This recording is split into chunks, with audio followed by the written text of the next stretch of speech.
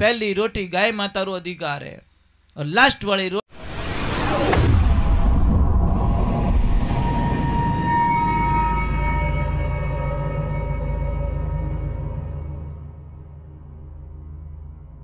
सोनू महाराज जी के भजन व प्रवचन सुनने के लिए चैनल को सब्सक्राइब करें, बेल आइकन को जरूर दबाएं, शेयर करें, कमेंट करें, लाइक तो जरूर करें। तो बहनों आपने हाथा जोड़िए, पहली रोटी गाय माता रो अधिकार है और लास्ट वाली रोटी कुत्ता रो अधिकार रिया करे। कई कई बार कई करे माता बहनों पहली रोटी पति देव ने खिलाए दे, लास्ट में बच्चीड़ी रोटी आपरी औलाद ने खिलावे। जने मैं कई जगह सुनियो री आवे, जने माता बहनों ने री आवे औलाद माते धारे कोनी, जने कई कहे इनो बाप तो बापड़ो गाय जड़ो अने आ लारे कुत्ता जड़ी कांटा कटू पैदा रहेगी। अब खाए कहीं कुत्ता री रोटी खाई तो कुत्ता री बुद्धि आई भी ने, बाप बापड़ो गाय री रोटी खाई गयो, गाय जड़ो बन गो। माता बहनों जिसका नाम छप गया है उसका अधिकार मत छीनो। पहली रोटी के ऊपर अधिकार गाय माता का होता है और लास्ट रोटी के ऊपर अधिकार कुत्ते का होता है। बिन कुत्ता री रोटी कहीं खवाओ। दूसरे नंबर गिणन कदी रोटियां नहीं बनावनी, समझ में आई नहीं। और कोई माता बहन इतनी अच्छी होती, मेहमान आवे नहीं बा 10 बड़ी पूछे रोटी जी मो कई, रोटी जी मो कई, ए भाई क्यों दुख देके हुई जाए को नहीं आगे। सती वो होती हैं जो मेहमान आ जावे बिना कहीं चाय बना दे, बिना कहीं पानी पाए दे और बिना पूछे प्रसाद बनाए दे, वो घर की सती होती है। अगर 2 बड़ी पूछ ले, जार तार पापा ने पूछ बनाऊं कहीं, इनकर तो बढ़िया आराम करो, एसी छोड़ दो पौट जाओ आप। माता बहनों घरे कांटा किन रूप रे माने भगवान आई गत तो अन उन दिन ही पूछ लियो था कहीं जीमो अन भगवान कांटा मना कर दी तो हर इंसान के रूप में भगवान की पूजा करो कि मारे घरे आयोड़ो है वो मारो भगवान रो रूप रेला। और एक ध्यान रखो, घर में कभी भी झाड़ू और चटाई ये 2 चीज अगर सावधानी रख दो तो तारे घर में धन री कभी कमी नहीं आवे।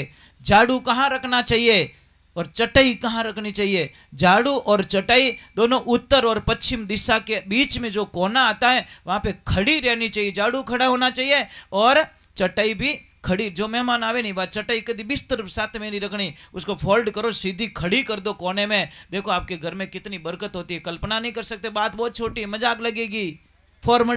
क्योंकि देखिए हमारा थोड़ा कुछ नियम होता है कि एक तो सत्संग के अंदर हमको पानी अलाउ नहीं है।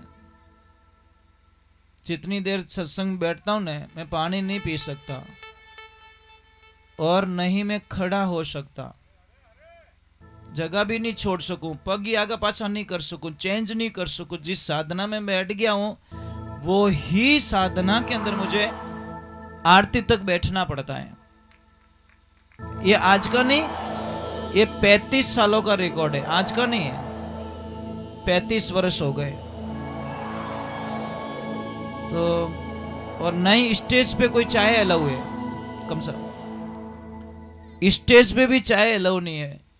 छानछा ने कोई पी जाए बिना कोई इलाज नहीं है, हम अलाउ नहीं करते। इन बच्चों को कहते तुमको चाय पीनी है बेटा नीचे जाके पियो, ये पवित्र जाजम है, भगवान की स्तुतियां करियोड़ी हटे, साधना करियोड़ी है। आप जाओ चाय पी के पानी पी के वापस ऊपर बैठ सकते हो। तो महाराज इसीलिए तो कहते नहीं एक पल की सत्संग में हमारा कल्याण हो जाए। हाका तो आकी रात रही खोटा और सत्संग एक पल री भी पार उतार दिया करे। क्या बात है। इसलिए ध्यान रखो सत्संग एक पल की भी हमारा कल्याण कर देती है। क्या नहीं भाई 100 किलो सौंदी क्यों ले, वो 1 किलो होनो ले लो, समझ में नहीं आई। 100 किलो सौंदी रे कितना ले 40-50 लाख रुपये बने और 1 किलो होनारा 50 लाख। समझ में आ रही कि नहीं आ रही? तो 99 किलो बोझ क्यों उपाड़ता फिरो हो, 1 किलो होनी अवेर नहीं हो रो।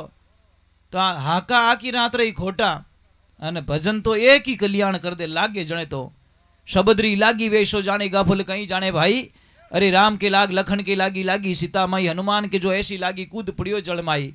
रंका लागी बंका लागी लागी सजन कसाई, सुआ पठावत गणिकारे लागी दे समेत सरगों जाई। सबदरी लागी वेशो जाने गाफल कहीं जाने। एक वेश्या बाजार जाती है और वेश्या रो काम कितो गंदो रेवे। कितना मर्दों ने वा दिन में शरीर बेचा करे, कम से कम कितना मर्दों ने शरीर बेचा करे वा।